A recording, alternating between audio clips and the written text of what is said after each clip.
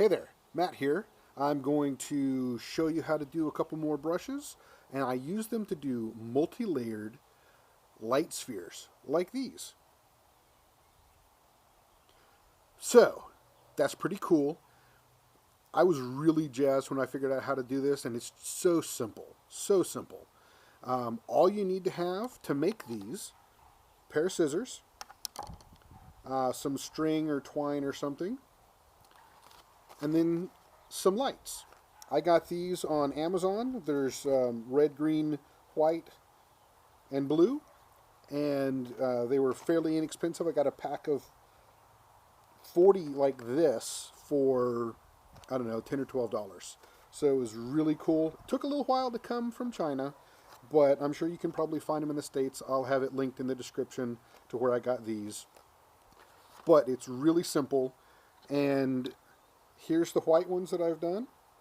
And you basically just have a length of twine, and you tie your lights on at different intervals, and you get different effects when you spin them. So when I take this one and I spin it and I go like this, I can just get like a disc of rotating lights. But then when you turn it in 360 degrees all the way around,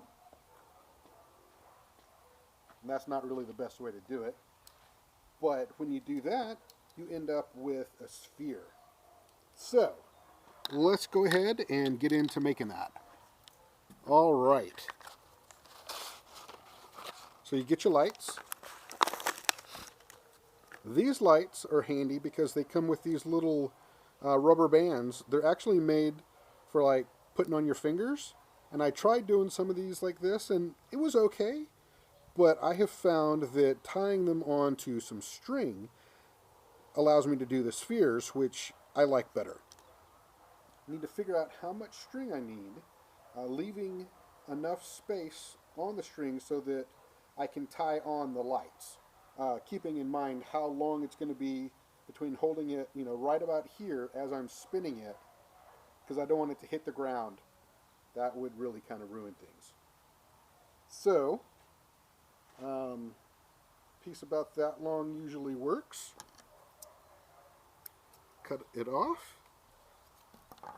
Then I take my light,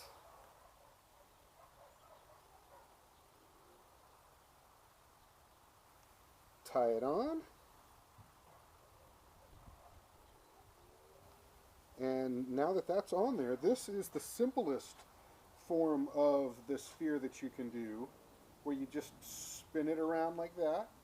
Depending upon how heavy your lights are and how windy it is, you may need to add some weight to the end, because these can be kind of light sometimes. And if you've got wind, it's going to kind of blow it around and make it look not quite as good. But once you get it on there and you get it spinning, it works pretty well. So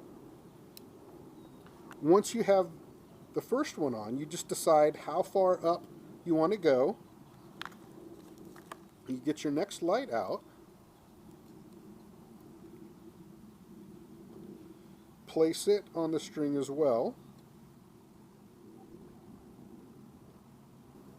and then tie it off.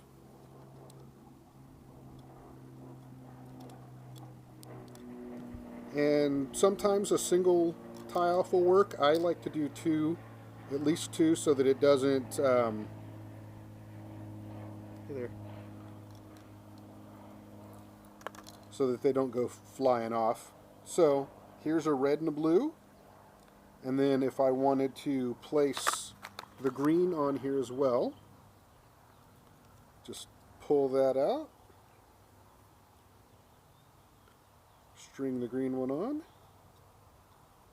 get it placed where I want it.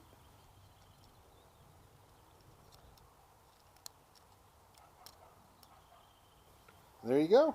Now you can do a 3-layered sphere, or even just a light disc, by spinning it around like this. And that's all there is to it. Like I said, this one's pretty simple. just tying lights on a string, and you can do discs, you can do spheres, you can do what I've called spin outs, where you spin the light around and then you sort of, well, that wasn't a very good one, but you spin the light around, get it spinning good, then you pull the string out and it decreases the circle as it's going towards the camera, and you can get some neat effects that way as well. So that's all I've got for you today, and again, I would appreciate it if you like and subscribe to these. Tell other folks about this if you've enjoyed it. Also, I would love to see any light painting that y'all have done. If I have been able to inspire you or show you how to do something that you didn't know how to do before, I'd love to be able to see the work that you've produced. And until my next video, I'll see you around.